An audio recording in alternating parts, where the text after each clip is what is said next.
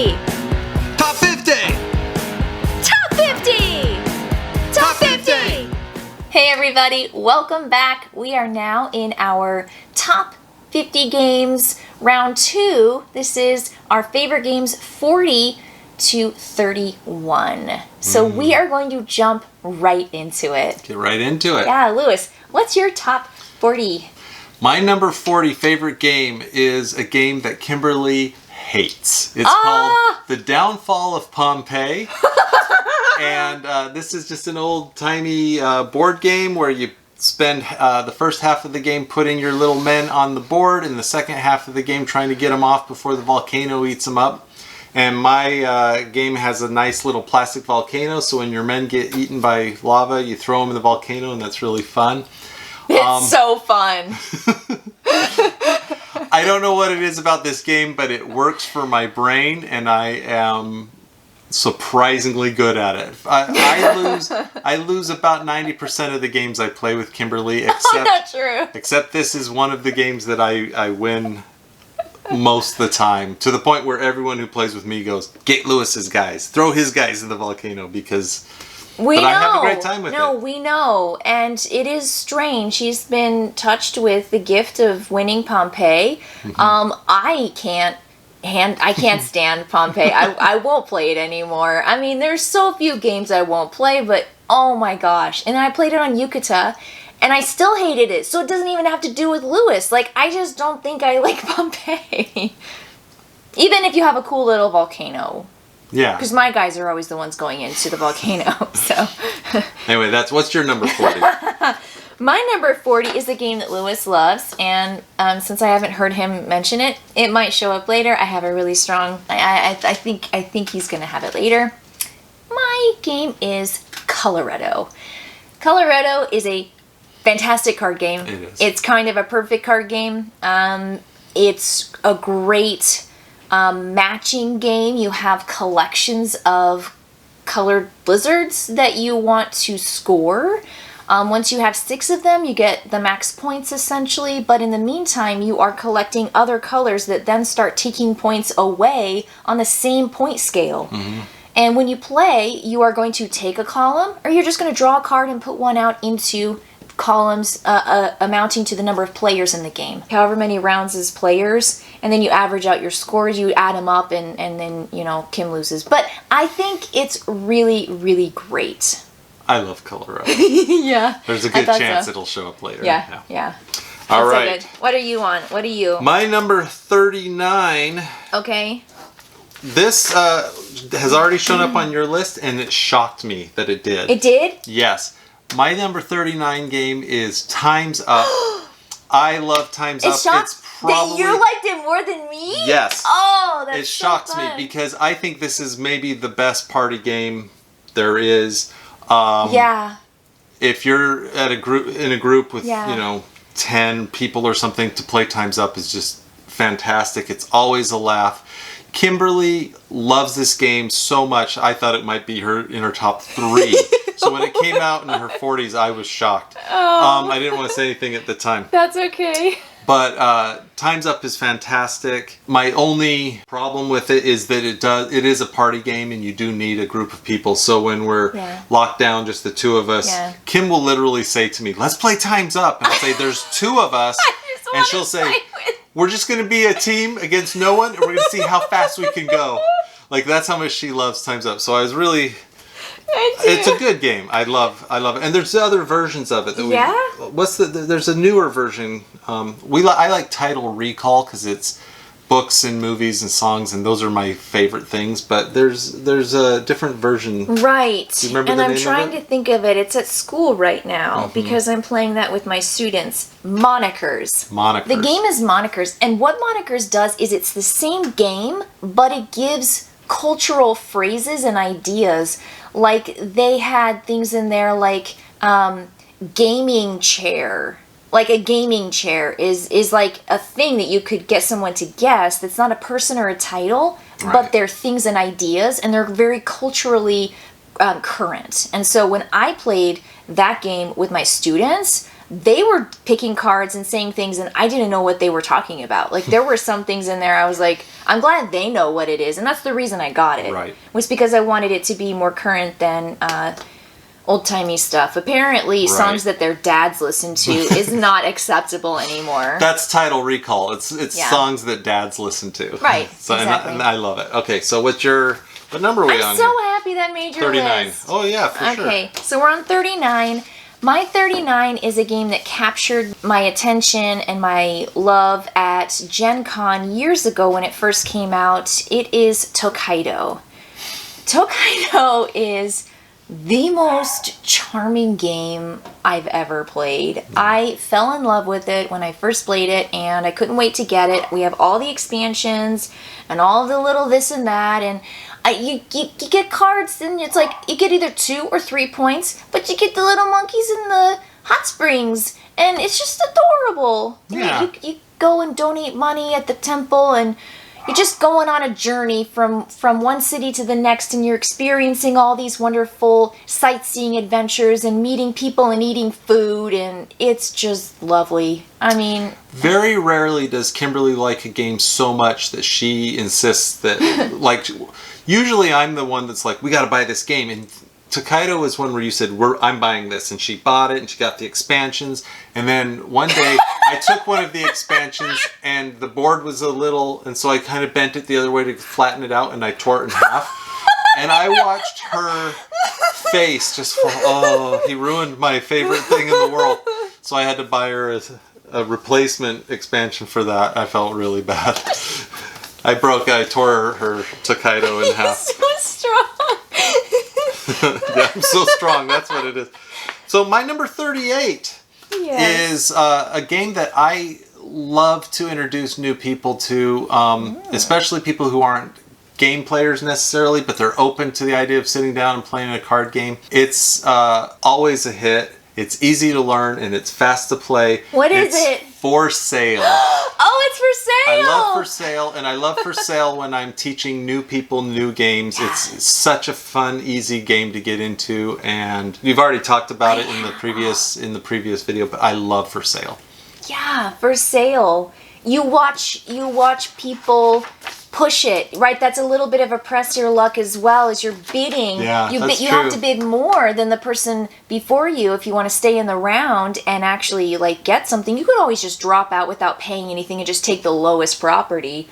But you kind of want some of the good properties. And so there's like this, well, I stay in, and then it's up and up and up and up and up. It gets to you and you're like, I had to pay that much of the money I have left. And you're like, this is it's so fun. It's a good entry game too. Okay. Yeah. So my 38 is one that Lewis mentioned last time. And yeah, I'm going to still insist. It's a 2-player game, although it's up to 4. Yeah. San Juan. San Juan. San Juan is a fantastic game, and I just love playing it. And I think we played it with 3 players because we wanted to introduce it to one of our friends who comes over regularly and plays. And it felt so weird. And I was like, this isn't the San Juan that I love. But it's just so clean and great, and it's just nice looking too. There's just cards and little cardboard tiles for the actions that you take. That's kind of it. So the components really minimal, but very well made and pretty.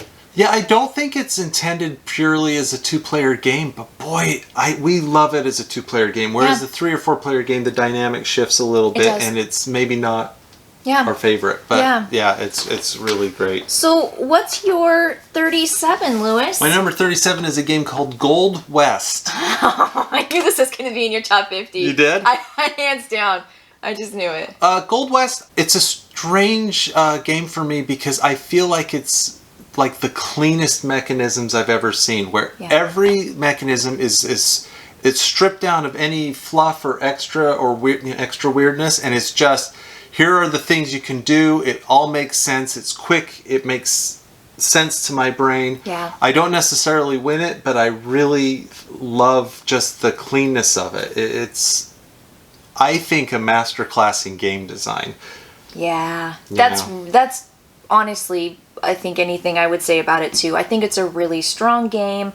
I like that you're making choices to get immediate things and resources when you place your marker down on the board to get the stuff around it, but then you want to group yours together because that's a way to earn victory points too. And so there's like all these different influences that are telling you to get things, but it's not overly complicated and it's not heavy. It just is a perfectly wonderful strategic game that, masterclass in how to design games. I totally agree. Really enjoy it. Yeah. All right, number 37 for you, Kim. Yes, my number 37 could be either the base game or the one that I have that I'm going to mention. I would play either, but it is Sushi Go Party. Now, the reason I add the party to it is because you just get that much more to play with, and it's just a wonderful expansion of the Sushi Go basic game. So this game is all about collecting in pairs or threes, or doing one thing before the next thing, or not doing this before someone else, or not doing it at the same time as someone else. And what you're doing is you're just taking a deck, you're picking one, and then you're passing it. So this is just card drafting, main mechanism in the game. And then everyone puts their card out and they say, this is what I played. And then if there are rules that say don't play it when someone else does it, then it gets discarded. There's pudding. I mean, yeah, it's just a clean and freaking adorable game. The artwork in this is so good. It's kind of the best card drafting game, right? Yes. I like teaching this to new players. Speaking of for sale, I like Sushi Go to teach people what games can be and how fun it is. And after the first round, people pick it up. They get it right away. And Sushi Go Party is great because for only a few bucks more, you basically get like 3 different versions of Sushi Go, maybe 10 different versions. You just get so many more extra cards, and you can design your own menu. Yeah. It's so cool. Great. Yeah. Great game. Hey. So my number 36 is a new game called Paleo. Ooh. In this game, you are cavemen working, or cave people. Sure. Working together, kind of, to feed the tribe and to build up technology. And you're trying to paint this wall with an animal painting before too many of your tribe have died. Yeah. And we played this a couple times before we finally beat it. And each time, no matter how difficult it was, I had a great time each time.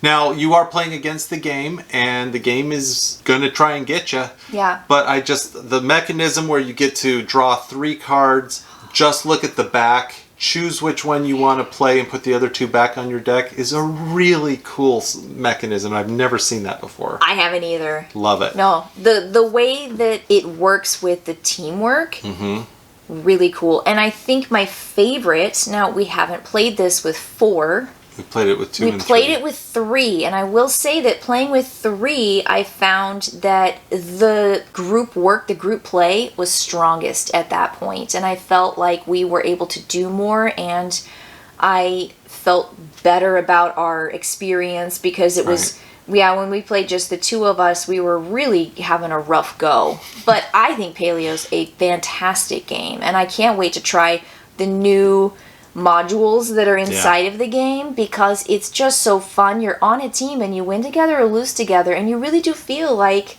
that's the game, and no one ever really gets any sore feelings because of it. I love co-op games, and I think this is one that really puts you in a space where you have to work together, and it's still a real challenge. So I have a great time with it. Nice. What's yours? The next one. I don't know. What's the 36? We are on 36. My 36 is a dice game and a roll and write. Oh, so many good things. Gunshin clever. I think this, and twice as clever, which I don't know how to say that one in German. Do you know how to say the twice as clever? I don't know. I could look and find it. The roll and writes are over there. Oh.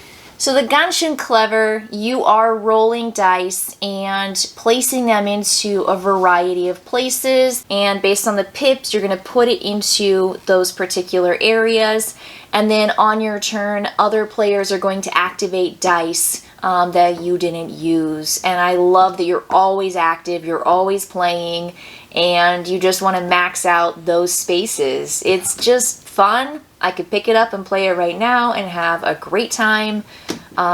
Yeah, I think Gunshin Clever is just a great roll and write. Really good roll and write. Like it a lot.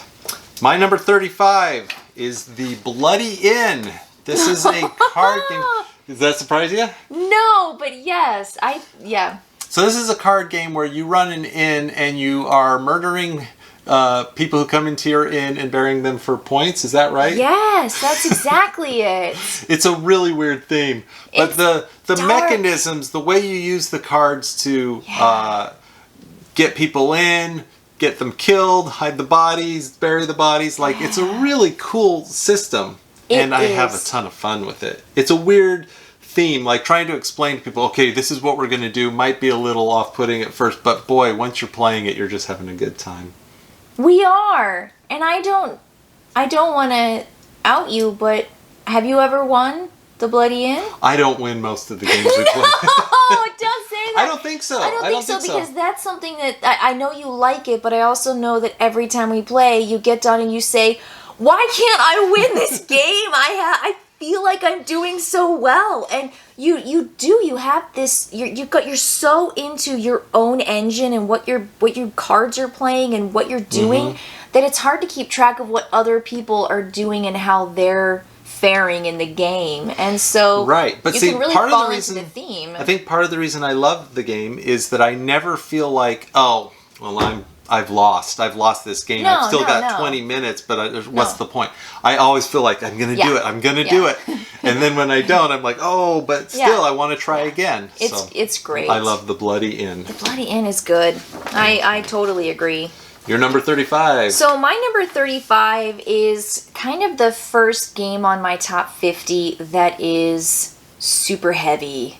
So for me, Antique is a great rondel heavy game, and I would play that right now. Like, to me, it's you're planning, you're strategizing the whole time. Obviously, you've got areas for area control. Every time you want to move on the rondel, you always want to stop at every single space. Yes, that's true. That's the problem with this game. Like, I like to play it, but I also know, like, there's a way to win the game, and it's not by stopping at every spot, even though that's what you want to do. Because I got to pick up this ivory, and then I got to, or marble, and then I got to pick up the gold, and then I got to build my military. Nope, I got to go here. I got to do this. And then you're just like overwhelmed, but you're loving it the whole time. Yes. I think it's just a great game.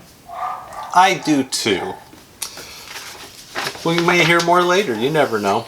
My number 34 is A Feast for Odin. Now, A Feast for Odin is doing two different things. They've got this worker placement selection board, and there are 50 places that you can put your workers on, and it's hard to introduce to new people, speaking of heavy games, because you have to go through all the different things that they can do. There's 50 places you could go.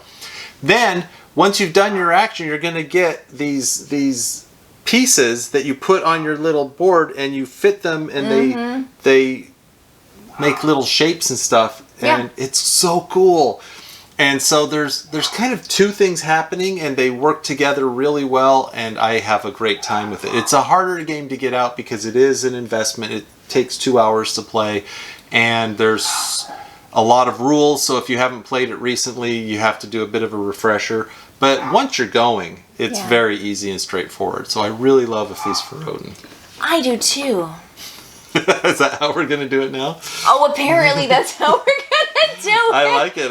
Okay, what's your number 34? Okay, so my number 34 is a racing game that I can't win, but I really, really like. And I like it because of the way it works. And no other car racing game, I think, works this way. It's Downforce. So in Downforce, every player is going to, in the beginning, be dealt out all the cards. And all the cards have the color of a particular race car and a number. And it's going to be a variety of, well, you've got the green, blue, black on this one, and you've got just like a really fast, green car on this one and nothing else. So they're all just mixes of distance and color of race car.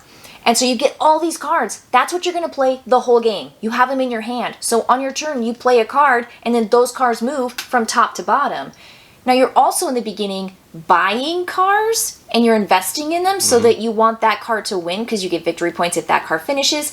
And then during the game, there are these moments where you get to bet on cars that you want, that you think is going to win, and they're going to give you victory points. Which is also really cool because if you're losing, if your particular car is losing, you're like, I'm not going to make it.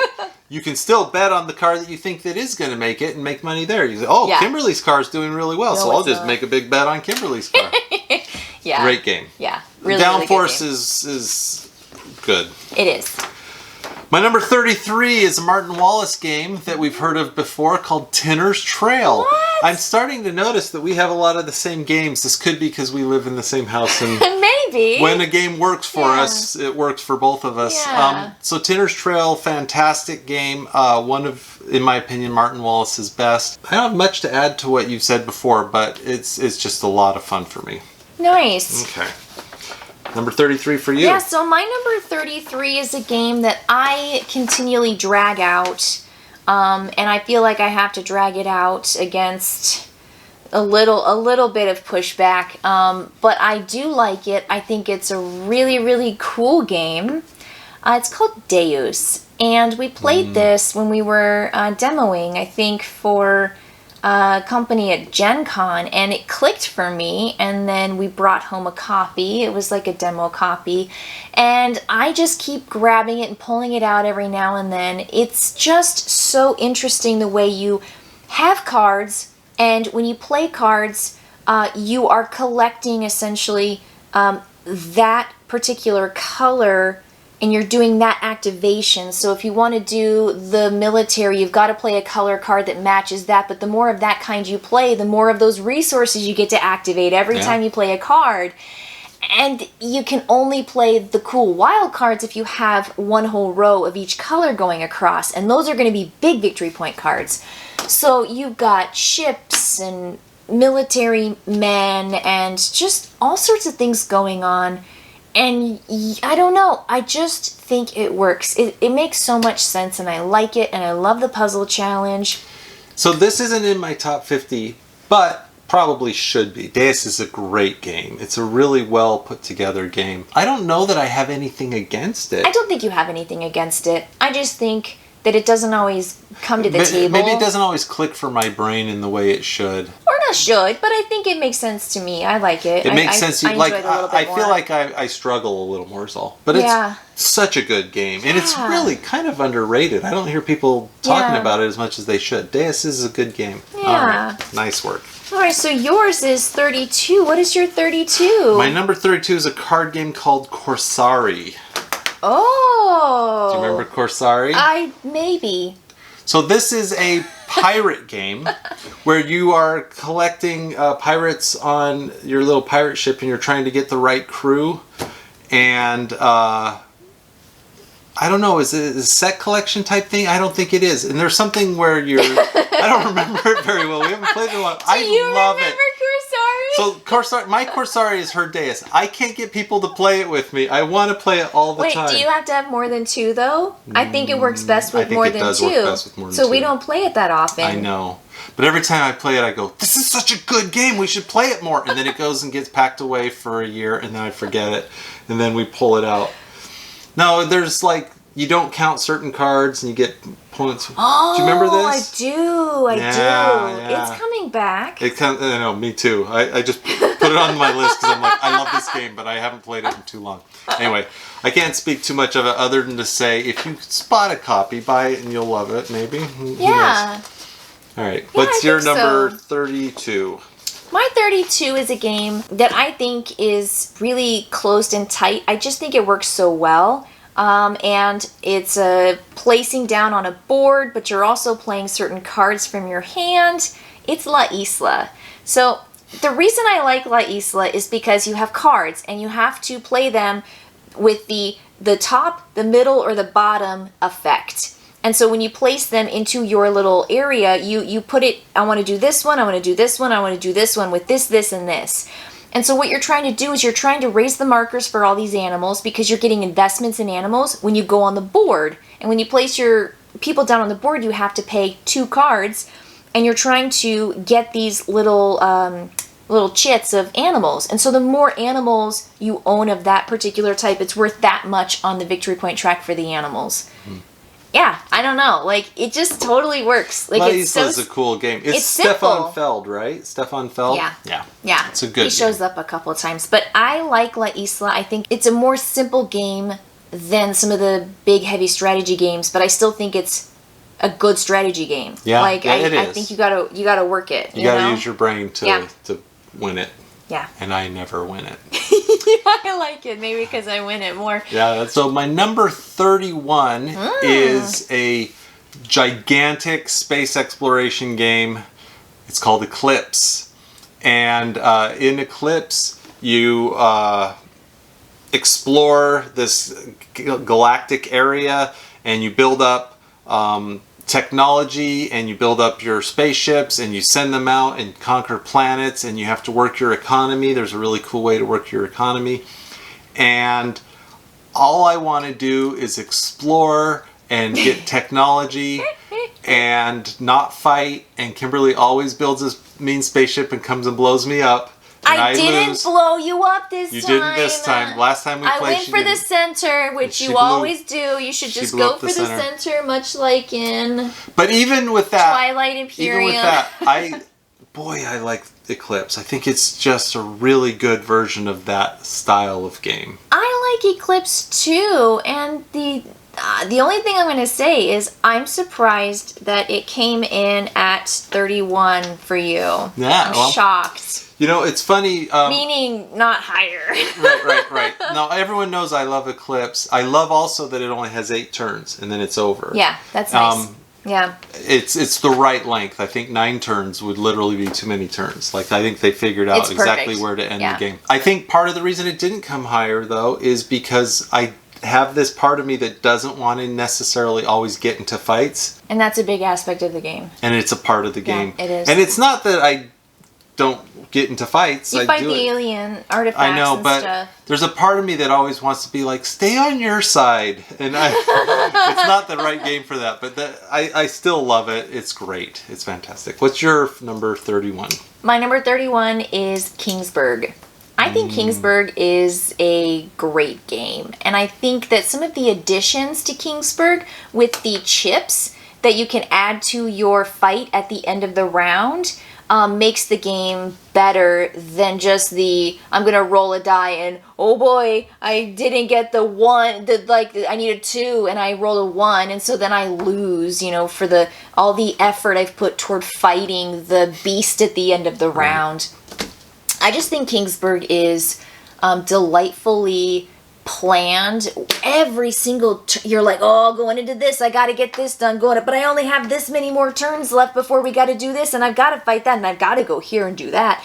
And it's just great. I feel like every time we go through the seasons and we get to the end of the round, I'm just like, oh man, fingers crossed, let's do it. Love me some Kingsburg. You love you some Kingsburg? All right. Okay. So, we only have 30 left to go in our top 50. That's right. And I hope you've really enjoyed that round of 10 games, our favorites, both from Lewis and from me. Next time, you're going to catch the next 10, 30 to 21. So, stay tuned, and we'll see you then. Top 50!